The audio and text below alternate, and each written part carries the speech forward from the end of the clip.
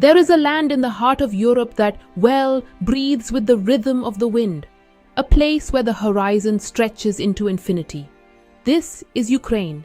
It's a country often spoken of in headlines of conflict and resilience. But honestly, to truly know it, one must step away from the noise. One must listen to the land itself. The journey begins here, in the vast rolling steppe. The air is thick with the scent of wild herbs and black earth. It's a silence so profound, so ancient, that it feels like the world's first morning. The sun hangs low, a painter's smudge of gold on a canvas of endless blue sky. We stand amidst a sea of grass. It ripples and sways, a living ocean under the gentle pressure of the wind. Each blade seems to tell a story of seasons past, of Scythian riders and Cossack songs. This is the famous Chernozem, the black soil. It's some of the most fertile earth on our planet. It has nourished civilizations for millennia. Here life is both simple and incredibly complex. A kestrel hovers, motionless, a dark speck against the vastness. It's hunting for voles that scurry unseen through the dense undergrowth. Every creature here is part of a delicate, interconnected web. The only sound is the whisper of the wind through the feather grass. It's a constant, soothing murmur, a lullaby for the land.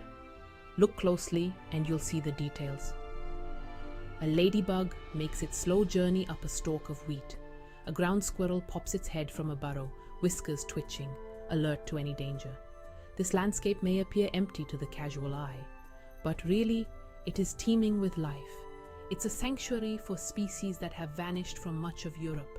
The great bustard, one of the world's heaviest flying birds, still finds refuge in these wide, open spaces. As dusk begins to fall, the colors deepen.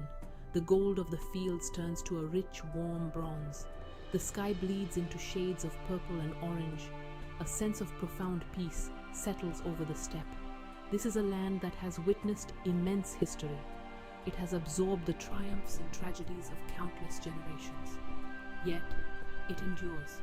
It continues its quiet, powerful cycle of growth and renewal. The journey into Ukraine is a journey into this deep, resilient spirit. It is an exploration of a place that holds its secrets close, waiting for those who are patient enough to listen. If you've enjoyed this glimpse into Ukraine's wild heart, don't forget to subscribe to our channel for more breathtaking journeys and stories from around the world. Join us as we continue to explore the beauty and mystery of our planet. From the open plains, our path leads us west, to a city of cobblestones and whispers. This is Lviv. It feels less like a city and more like a living museum. Its streets are a maze of history, where every building tells a tale. Polish kings, Austro-Hungarian emperors, and Soviet commissars have all left their mark here. Yet, Lviv retains a spirit that is uniquely its own. We walk through the early morning mist. The air smells of strong coffee and damp stone. The first trams of the day rattle past, their bells echoing in the quiet squares. It's a city waking from a dream. The people of Lviv move with a certain grace, a quiet dignity. In the markets of Rynok Square, vendors arrange their produce with care. Apples are polished to a shine. Bundles of dill release their fresh, sharp scent.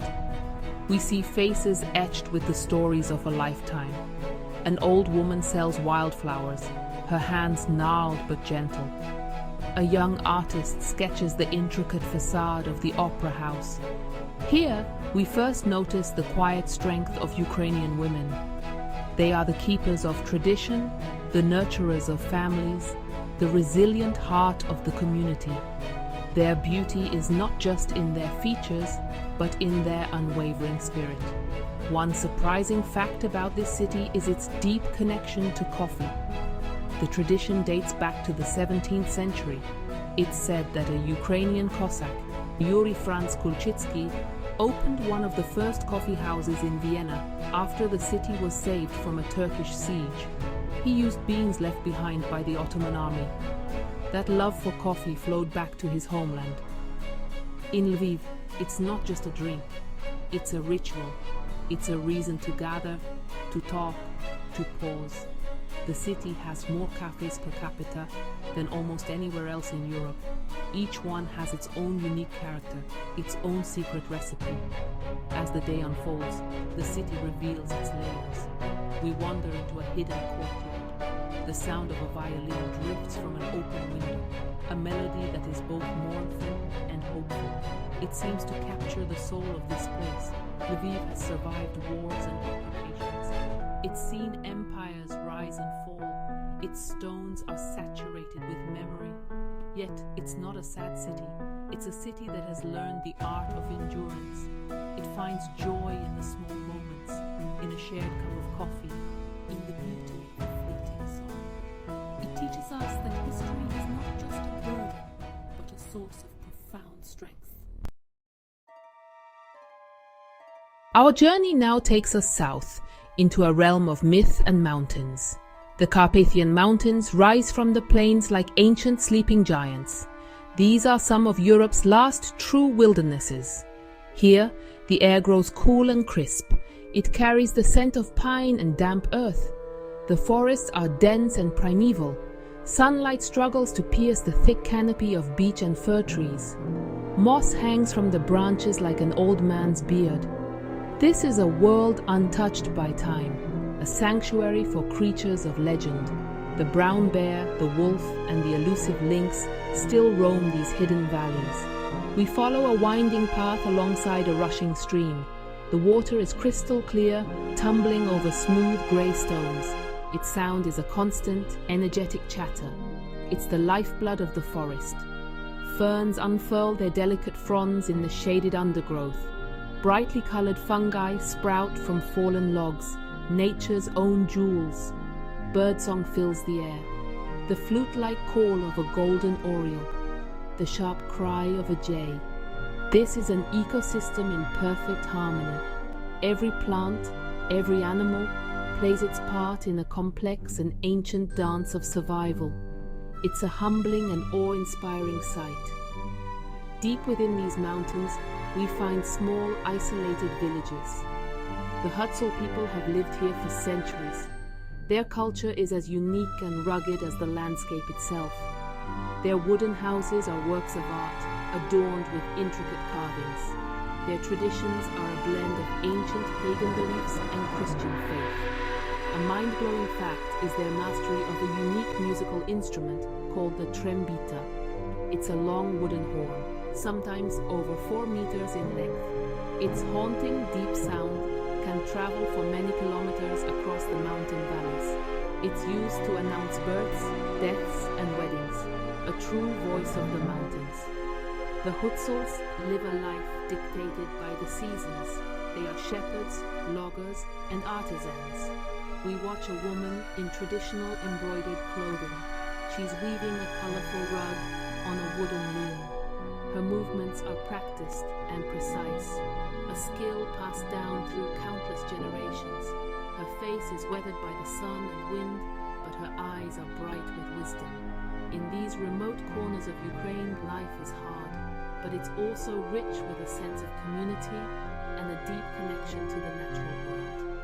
The mountains provide everything they need, and in return, they are its devoted guardians. We now travel north to a land of marshes, rivers, and impenetrable forests. This is the Policia region, often called the Amazon of Europe. It is a vast, flat wetland, one of the largest in the continent. The Pripyat River and its many tributaries create a labyrinth of waterways. The air here is heavy with moisture. It smells of wet earth, decaying leaves, and blooming water lilies. Life here follows the rhythm of the water. The landscape is in constant flux, shaped by floods and changing seasons. It is a place of serene beauty and deep mystery. The people of the Policia have adapted to this unique environment. Their lives are intimately connected to the rivers and marshes. They are fishermen, beekeepers, and foragers. We glide in a small wooden boat, a chaika, through a narrow channel. The water is dark and still. reflecting the overhanging trees like a black mirror. A stork stands motionless in the shallows, a patient hunter. The silence is broken only by the gentle splash of our paddle and the buzzing of dragonflies. It feels as if we have entered another world, a forgotten corner of the earth. Here, we encounter a remarkable cultural survival. Due to its isolation, the Policia has preserved ancient traditions found nowhere else. One mind-blowing tradition is a form of beekeeping known as bomb-sniffing. It involves keeping bees in hollowed-out tree trunks high up in the forest. This practice is over 1,000 years old. It requires incredible skill and a deep understanding of the forest. The honey produced is dark and intensely flavorful, a true taste of the wilderness. It is a testament to a way of life that exists in harmony with nature, rather than seeking to dominate it. In a small, secluded village, we meet a family. Their home is simple, built of wood and clay. An elderly woman sits on a bench, her hands busy mending a fishing net. She tells us stories of the forest spirits and the river gods. Her granddaughters listen, their eyes wide with wonder. The women here possess a quiet, resilient beauty. It is a beauty born of self-reliance and a connection to the land. They are keepers of folklore, of ancient songs, and of herbal remedies. They understand the secrets of the marsh. They know which berries are safe to eat, which mushrooms to gather. Their knowledge is a precious living library. Our journey brings us to the nation's capital, Kyiv, a city of golden domes and sprawling boulevards. It is a place of stark contrasts. Ancient monasteries stand beside modern glass towers. Wide green parks meet the powerful flow of the Dnieper River. This is a city that has been destroyed and rebuilt many times throughout its 1,500-year history. Its most recent trials are etched into its memory. But Kyiv is, above all, a city of life. It pulses with an energy that is both defiant and joyful. It is a symbol of Ukraine's unbreakable spirit. We walk along Kreshchatyk, the city's main street. It is wide and lined with chestnut trees. On weekends, it becomes a pedestrian-only zone. Families stroll, musicians play, and young people gather. There is a palpable sense of optimism in the air, a determination to live fully. The women of Kyiv move with a modern confidence. They are artists, entrepreneurs, soldiers, and students. They carry the weight of their nation's past and the hope for its future with a remarkable blend of elegance and strength. Their beauty is a reflection of the city itself, dynamic, complex, and enduring. One of the most mind-blowing facts about Kyiv is its metro system. The Arsenalna station is the deepest metro station in the world. It lies 105.5 meters beneath the surface. To reach the platform, one must take 2 long escalators.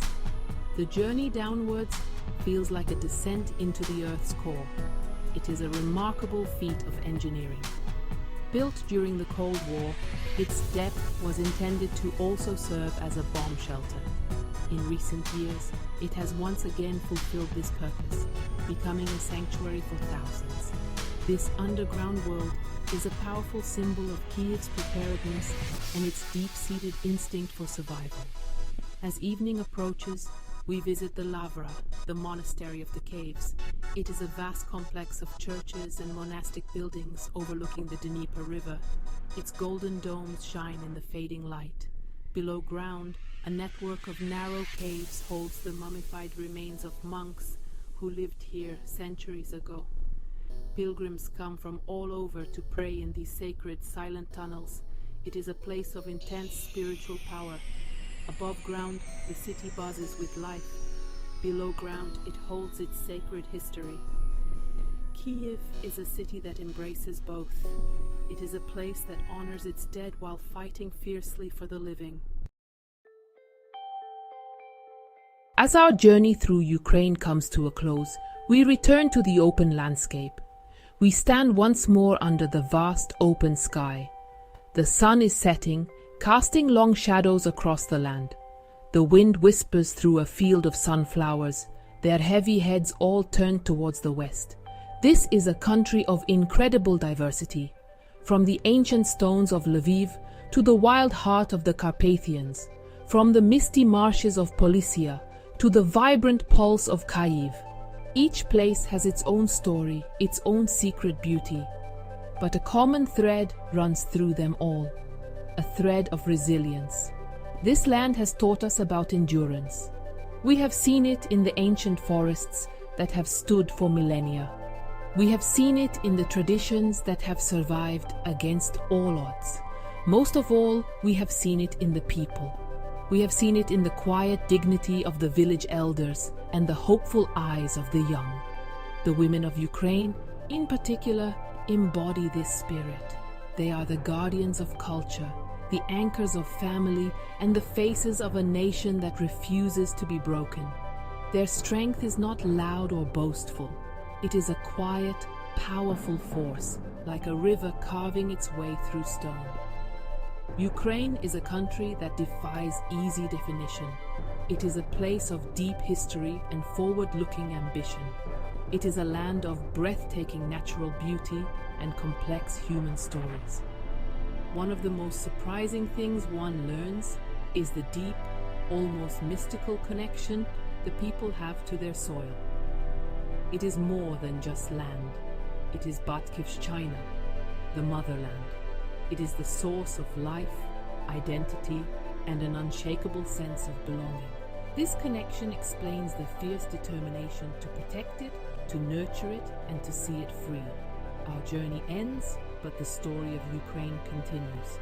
It is a story being written every day in its vast fields and bustling cities. It is a land that invites curiosity and rewards it with moments of profound wonder. There are still so many secrets to uncover, so many landscapes to explore, so many voices to hear. To truly understand this remarkable corner of our world, one must come and walk its paths. One must listen to the wind in the grass and feel the powerful, resilient heartbeat of the land. The horizon here seems endless, and it is filled with hope,